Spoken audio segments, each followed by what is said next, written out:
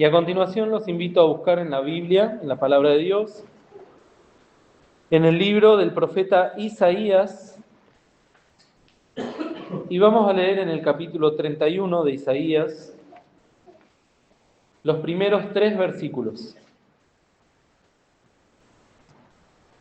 Dice así la palabra del Señor: ¡Ay de los que descienden a Egipto por ayuda y confían en caballos, y su esperanza ponen en carros, porque son muchos, y en caballeros, porque son valientes, y no miraron al Santo de Israel, ni buscaron a Jehová.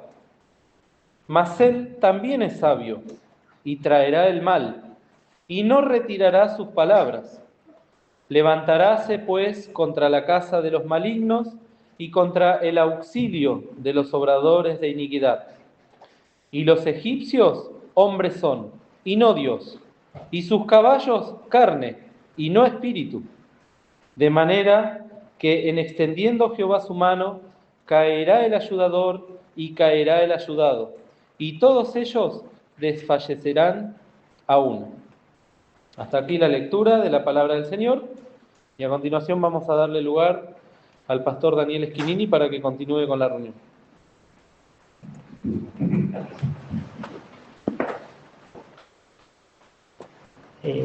Y ahora, si comenzamos, son unos versículos en los cuales estuve meditando en estos días que estuve en cama, mirando y comparando.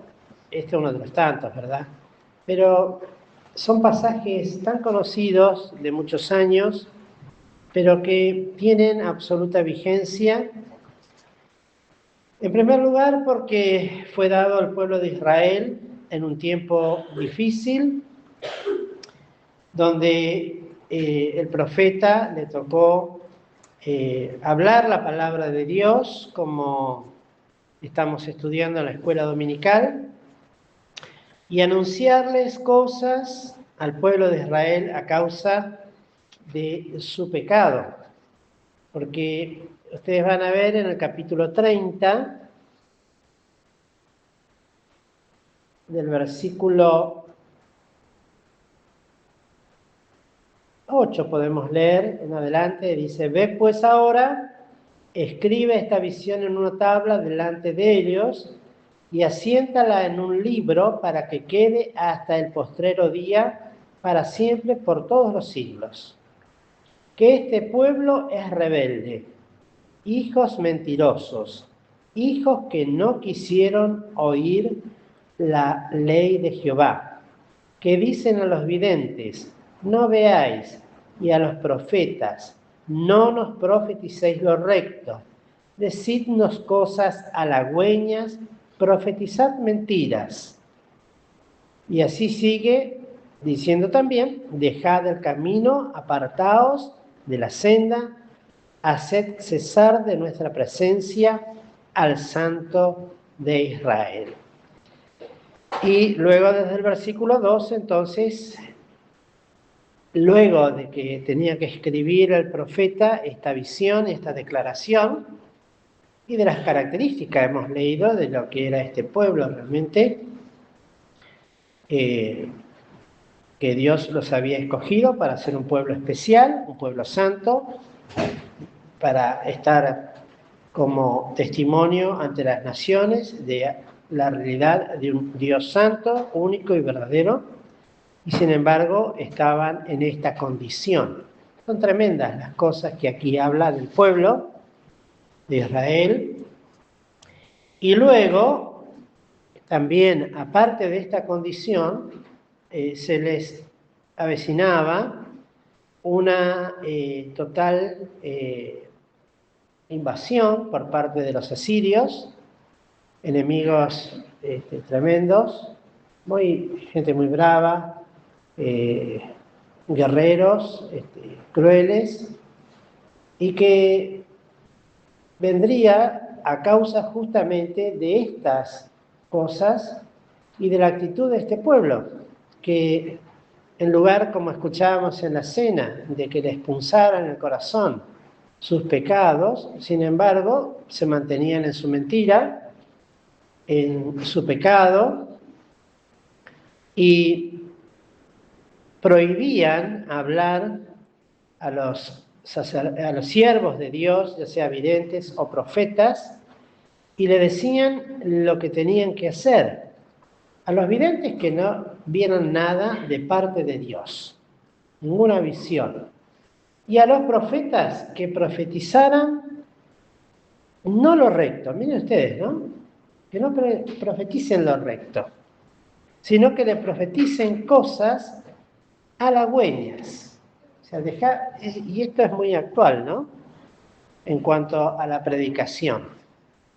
Más cuando se refiere a la predicación del Evangelio.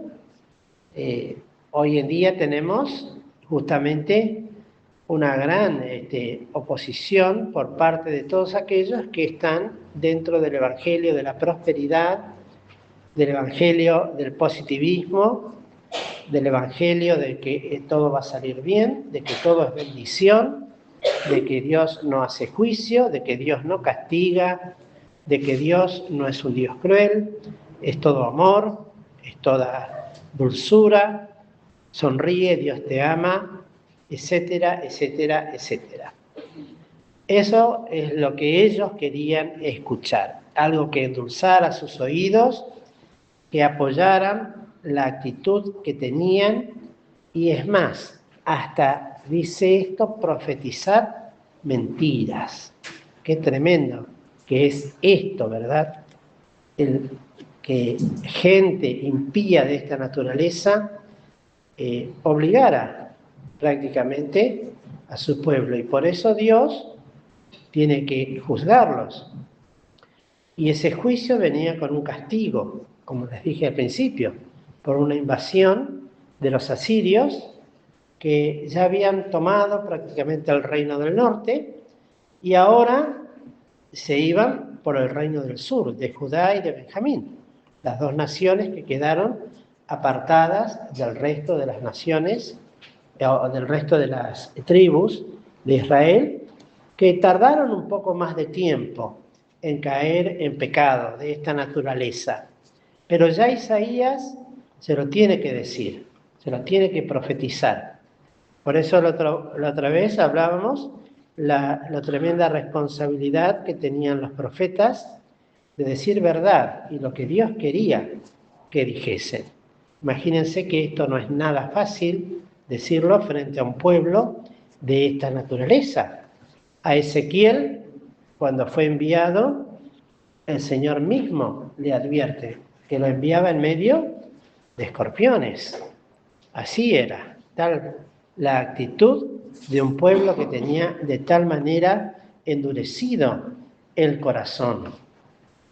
Y en este capítulo 31, lo que sucede es que comienza con este ay de dolor, porque lo que en realidad hacían, en lugar de buscar al Señor, era descender a Egipto por ayuda, otro imperio poderoso frente al imperio asirio era el de Egipto. Entonces buscaban apoyo en este imperio egipcio, y acá Dios tiene que censurarlos y declararles verdad, porque es un ay de dolor, porque buscaban ayuda y confiaban en caballos y su esperanza ponían en carros, porque eran muchos, y en caballeros, porque son valientes. Esta era la confianza desde el punto de vista del pueblo de Israel, totalmente horizontal, humana, terrena. Veían lo que estaba delante de sus ojos, el temor que tenían era verdadero, no temor de Dios, sino temor de una invasión, temor de ser llevados esclavos, cautivos, como finalmente sucedió. La palabra de Dios no se habría de detener. Y Dios tiene que decirles, ay, Hoy escuchábamos, ¿no? El pecado de David. ¿Cuál fue? Querer contar al pueblo para confiarse en la cantidad de guerreros que tenía. Y si para eso fue ya un pecado, ¿cuánto más esto? De buscar ayuda. Y Egipto sabemos muy bien, porque la figura es figura del mundo, de todo lo que representa el mundo. Y aquí Dios está diciendo al pueblo, hay de los que descienden buscando y ponen su confianza, su fe, su esperanza en aquellas cosas materiales que ellos pensaban que serían poderosas para guardarlos, para luchar contra sus enemigos. Y eran confiados en esto y tenían su esperanza en estas cosas, en los carros, en los caballos y en los hombres que eran valientes. Pero, dice acá, y no miraron donde en verdad deberían haber mirado, donde debían haber puesto sus ojos, como dice el Salmo, como la sierva mira la mano de su señor o de su señora, o el siervo mira la mano de su señor. En lugar de mirar a Dios, en lugar de mirar al Santo de Israel, que es nuestro bendito Dios, y es el Dios de ellos, era el Dios de ellos. Ni miraron, ni buscaron a Jehová en esa necesidad. Qué tremenda ceguera y actitud, lo que decíamos al principio, un pueblo mentiroso, y era tal la ceguera que tenían y lo obtuso de su pensamiento y de su discernimiento espiritual, que Dios les tiene que advertir esto, de no mirar en aquellas cosas en las cuales ellos pensaban que podían confiar y tener su esperanza, sino levantar sus ojos y buscar y mirar. Ese mirar significa poner la mira, como dice el apóstol Pablo, en las cosas de arriba y no en las de la tierra.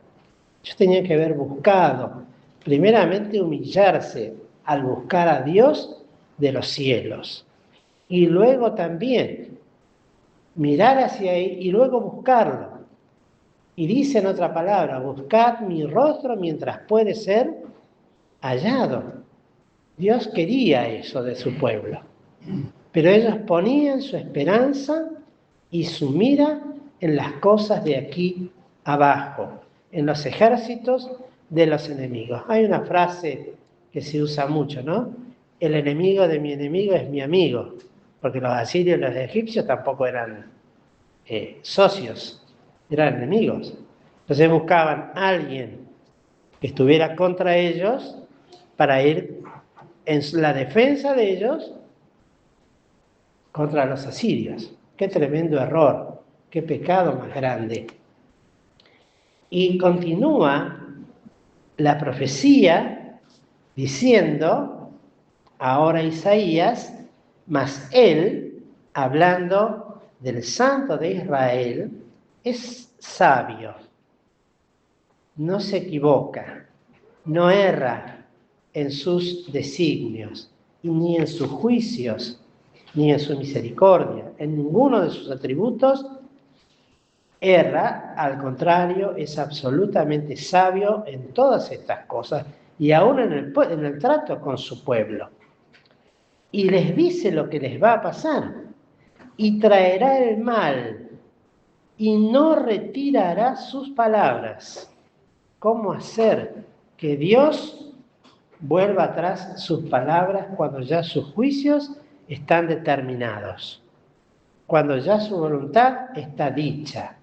No hay forma de que el hombre, humanamente hablando, pueda hacer retroceder en su palabra.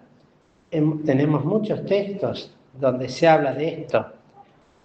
Me viene a la memoria la experiencia de aquel que quería ahorcar a Mardoqueo. ¿Te acuerdas? Naamán, el sirio era, ¿no? Algo así era. Naamán el sirio, justamente. Que le tenía un odio feroz y planificó, hasta construyó una horca. Amán. Son muy parecidos a veces los nombres. De 50 codos de altura, o sea, de 25 metros de alto, para colgar de allí a Mardoqueo. Era el tío de la reina Esther, ¿no? ¿Y qué sucedió? Dios, a través de la oración y del ayuno del pueblo de Dios en ese tiempo, dio vuelta a las cosas y ejecutó su juicio contra este impío, y finalmente la misma mujer, su esposa, le dijo, bueno, si es de parte de Jehová esto o algo similar que ha comenzado, no parará hasta que esto se cumpla, se haga. Qué tremendo esto, ¿no? Cuando Dios emite una palabra de juicio, ciertamente no se va a detener. No se va a detener. Salvo que haya, como en el caso de David, un verdadero y genuino arrepentimiento, una conversión en el corazón, en la conducta y en el proceder, pero sería lo único, un verdadero arrepentimiento, cosa que en el pueblo no había, no hubo. Y luego les dice, para que les quede bien en claro, y los egipcios hombres son, y no Dios. Establece la diferencia absolutamente, diametralmente opuesta. Una cosa es Dios, el Dios poderoso de los cielos, y otra los hombres que no son más que hombres, que no es más que arena movediza, que es totalmente maldito todo aquel que pone su confianza en el hombre y pone su confianza en brazo de hombre. Y entonces le sigue diciendo, y sus caballos son carne y no espíritu, de manera que extendiendo Jehová su mano, era el juicio. Caerá el ayudador, iban a caer los egipcios, y caerá el ayudado, e iba a caer también Judá, ¿no? El reino de Judá. Caerían también. Caerá el ayudado y caerá el ayudador, y todos ellos desfallecerán a una. Pero esto ya también se lo había advertido en el capítulo 30. Fíjense en el capítulo 30, verso 1. Otro ay de dolor, que nos amplía un poquito más esto, especialmente cuando compara que los caballos son carne y no espíritu. Fíjense, miremos lo que dice la palabra del Señor.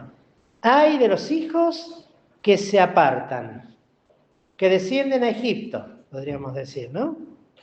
Dice Jehová, para tomar consejo. Y ahora le agrega otro elemento. En aquel caso era ayuda. En este caso un consejo de ayuda también. Alguien que los pudiera asesorar. Y no de mí. Y no de mí. Ni miraron, ni buscaron a Jehová.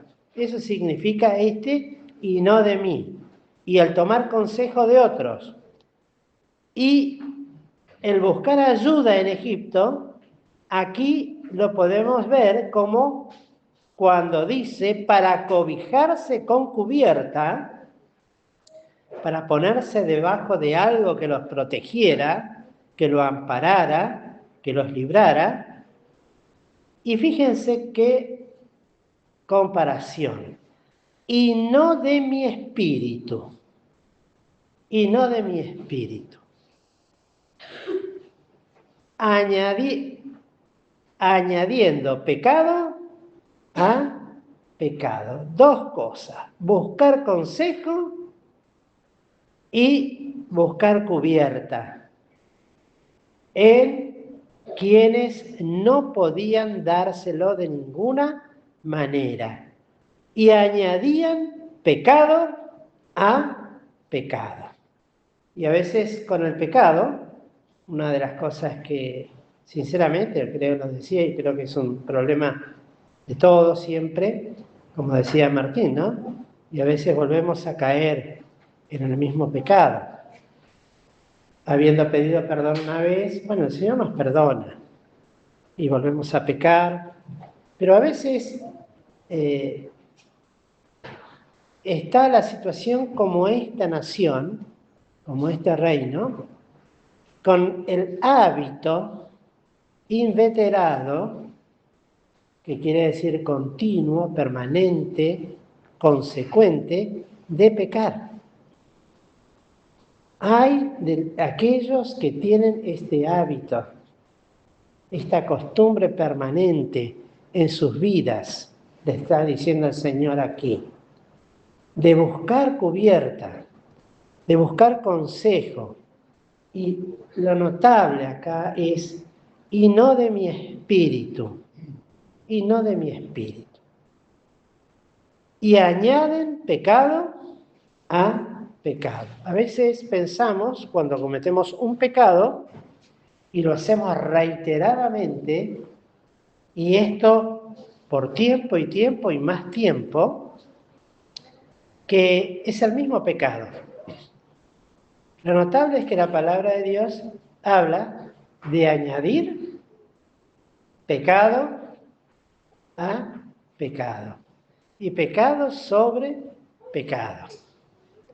Es para un ejemplo, ¿no? Podríamos decir, como si pintáramos una pared con un color un mes, con otro color otro mes, con otro color otro mes, y así vamos variando todos los meses, permanentemente.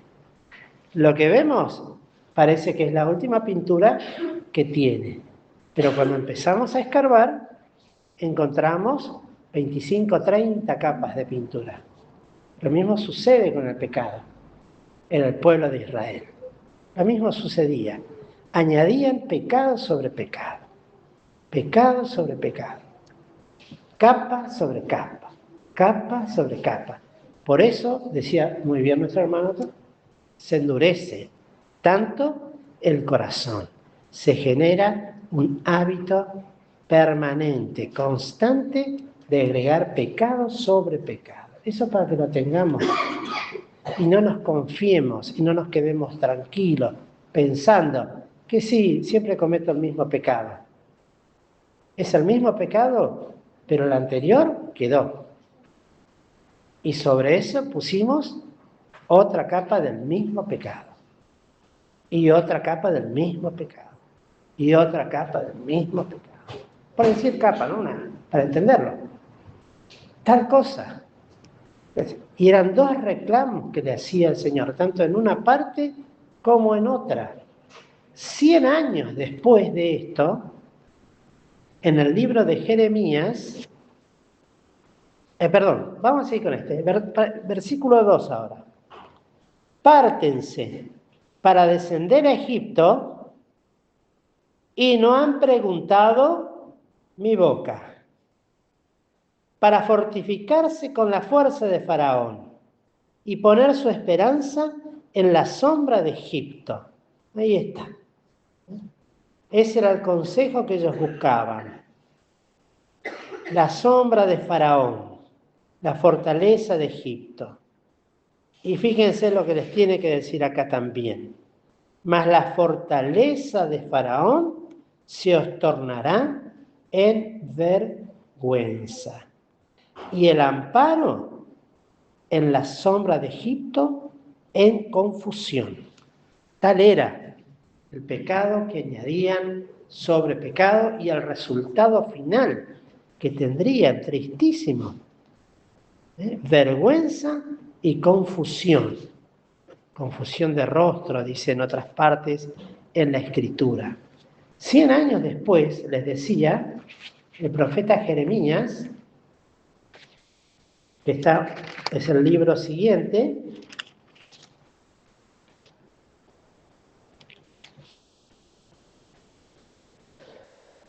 en el capítulo 3,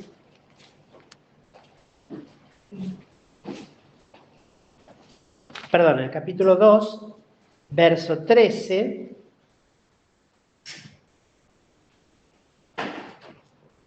sigue el mismo reclamo y expresado en otras palabras, en otra figura. Pero era el mismo pecado que iban añadiendo 100 años después. Porque era un ministerio, fue el de Isaías, otro fue el de Jeremías. Y acá les dice, podemos leer desde el 11, desde el 10. Porque pasad a las islas de Sittim y mirad, y enviad a Cedar y considerad cuidadosamente, y ved si se ha hecho cosa semejante a esta. Si alguna gente ha mudado sus dioses, bien que ellos no son dioses, pero mi pueblo ha trocado su gloria por lo que no aprovecha. Buscaba testigos el profeta, otro siervo de Dios, un pueblo que había sido llamado a ser santo, dice en el versículo 3. Santidad era Israel a Jehová, primicia de sus nuevos frutos. Todos los que le devoran pecarán, mal vendrá sobre ellos, dice Jehová. Pero para ellos tiene que decirle esto. ¿Qué gente hay que troca la gloria de Dios por dioses humanos de este mundo, para el Egipto de este mundo? Y esto es una verdad tan cierta cuando uno ve de pronto los que creen en distintas cosas non santas, justamente, de pronto encontramos casas donde tienen imágenes inmensas, pintadas con los colores propios de su creencia, y lo declaran y no se mudan, se quedan ahí. Qué triste es ahora que el pueblo de Israel, teniendo la gloria de Dios, que había sido llamado para hacer santidad a Dios, mudara eso, cambiara, trocara una cosa por otra. Qué tremendo esto. Y luego les sigue diciendo el Señor: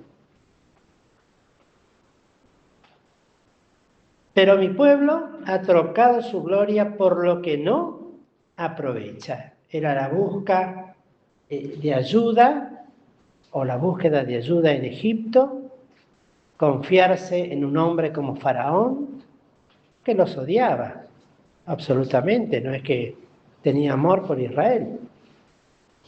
Nunca.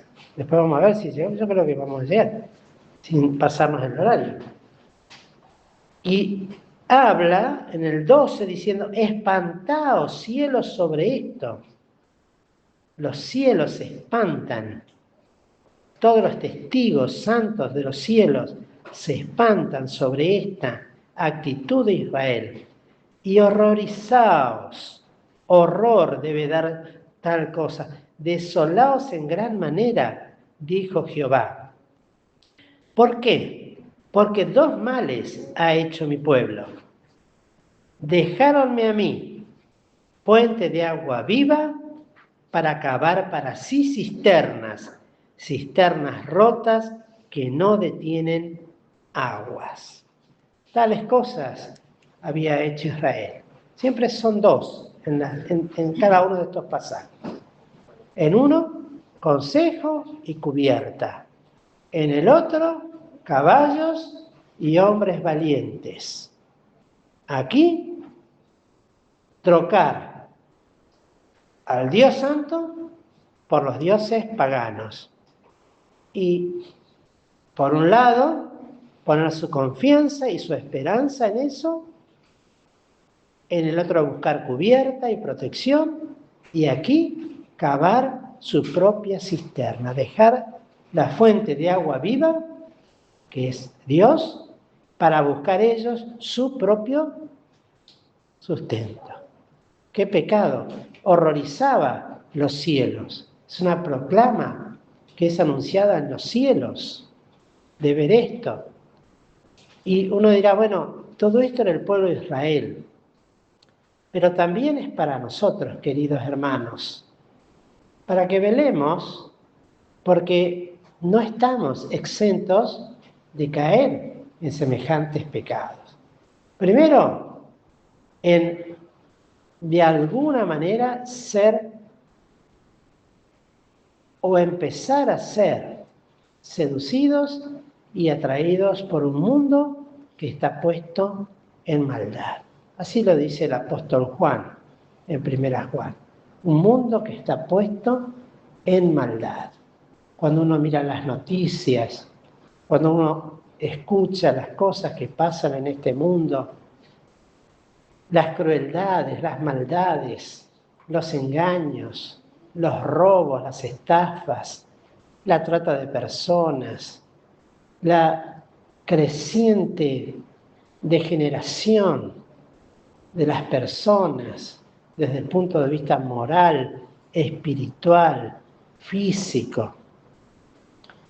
A veces alguno ha llegado a pensar en algún momento, pero no es demasiado decir que el mundo está puesto en maldad.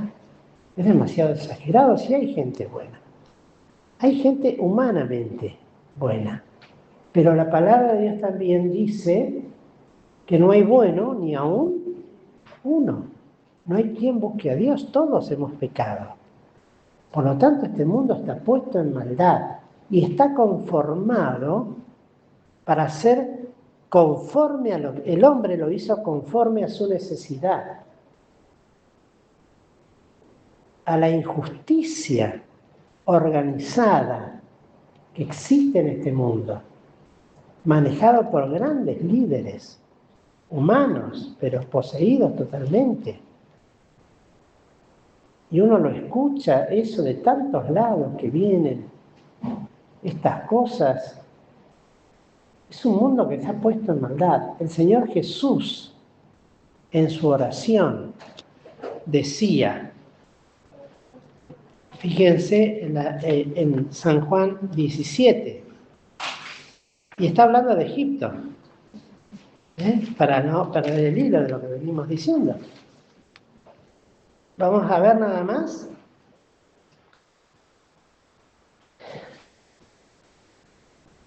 Fíjense el versículo 13, la palabra que dice así de parte del Señor. Mas ahora vengo a ti y hablo esto en el mundo para que tengan mi gozo cumplido en sí mismos.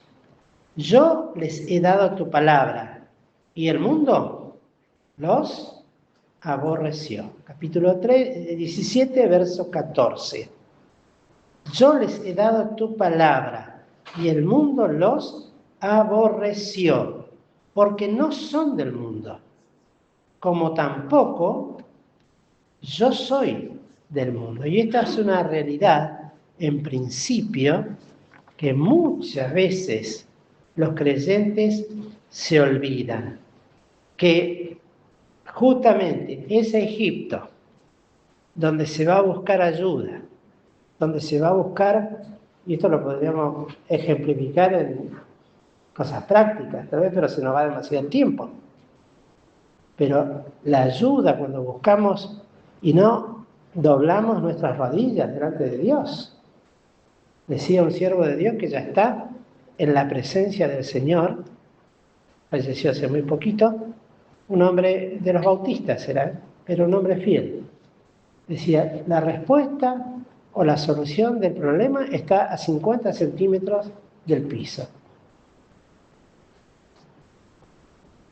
Y siempre tenía un lema que la madre un día le regaló un tapete de oración que él usaba y decía, le dijo una frase, sobre tus rodillas vencerás.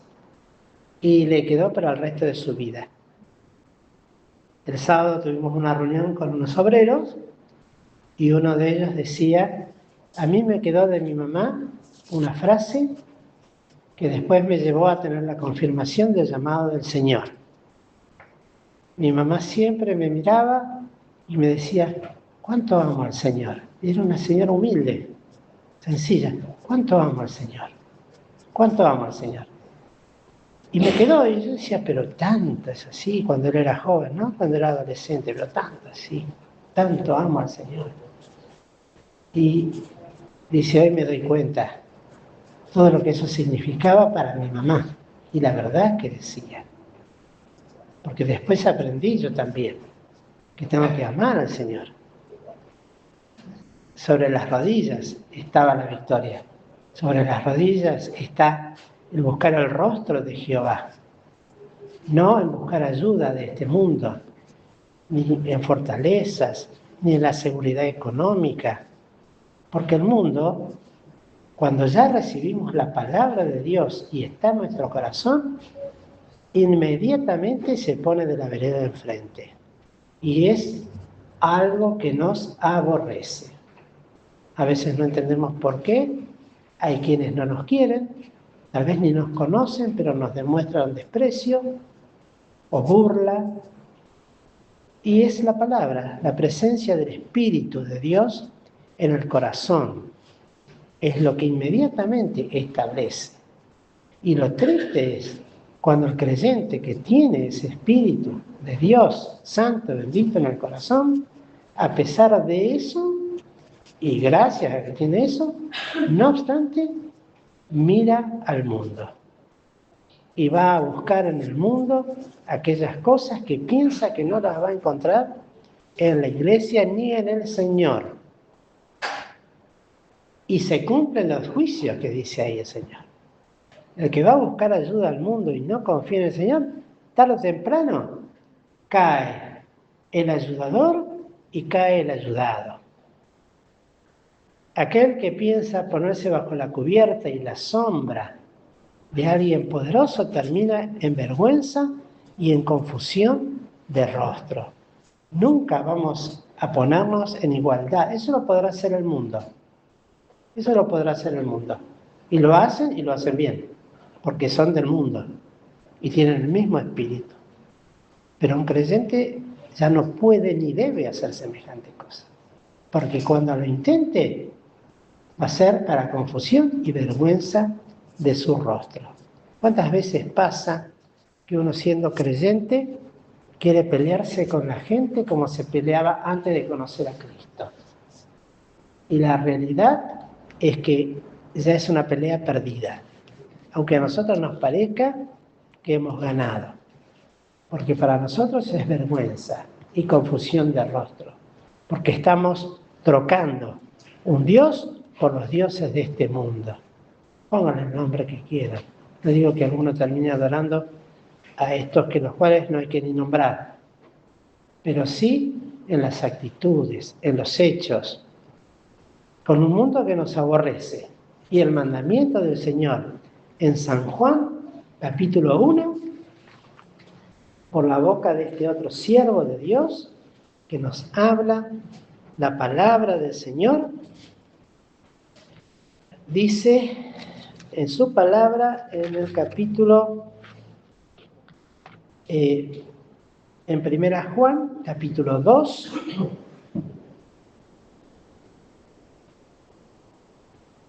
versículo 15.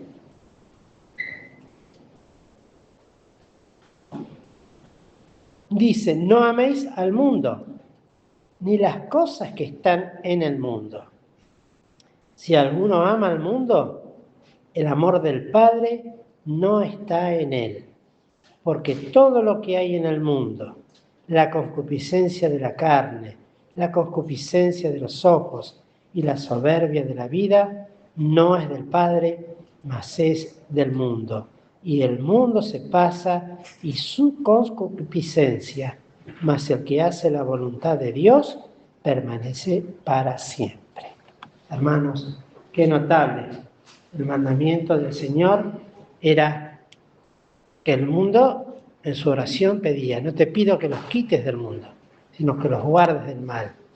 Y un mal tremendo es empezar a amar al mundo, a lo que nos rodea, a lo que ven nuestros ojos, o empezar a poner nuestra esperanza en las cosas materiales, humanas, confiar en personas. Tengo un conocido que nos puede dar una mano, que hace esto, que hace el otro, y no consultar a la boca de Jehová.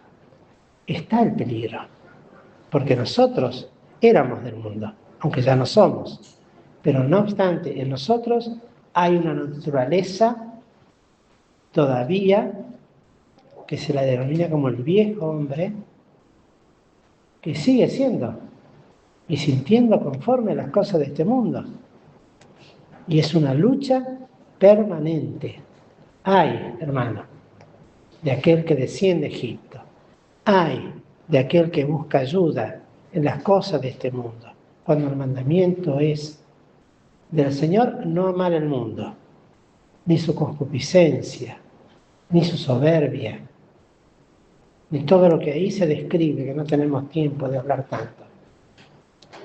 Pero que el Señor nos ayude, porque termina diciendo esta pequeña frase: mas el que hace la voluntad de Dios permanece para siempre. Eso hubiese sido con Israel el verdadero éxito, si hubiesen alcanzado a hacer lo que Dios les pedía que hiciesen. Hubiesen permanecido para siempre en el aspecto de ser Israel santidad durante todos los siglos que no lo fueron. Y nosotros también, es para nosotros. El que hace la voluntad de Dios, el que procura agradarle, el que sinceramente, aunque ha pecado, sin embargo, sintiendo esa punzada en su corazón, se arrepiente y se humilla, permanece. Porque eso es lo que Dios busca. Él sabe, hoy hablábamos de eso con una hermana cuando venimos para acá, ¿no? Sabe que somos carne, que somos polvo, que somos pecadores, pero eso no nos justifica. Todo lo contrario, ya teniendo a Cristo, tenemos la bendición y la posibilidad de vivir conforme a la voluntad de Dios por la ayuda y el auxilio del Espíritu Santo en nuestros corazones, el cual habrá de ser una cubierta sobre nosotros y en nosotros, con su palabra y su presencia permanente en nuestros corazones. Que el Señor, pues, nos bendiga, queridos hermanos.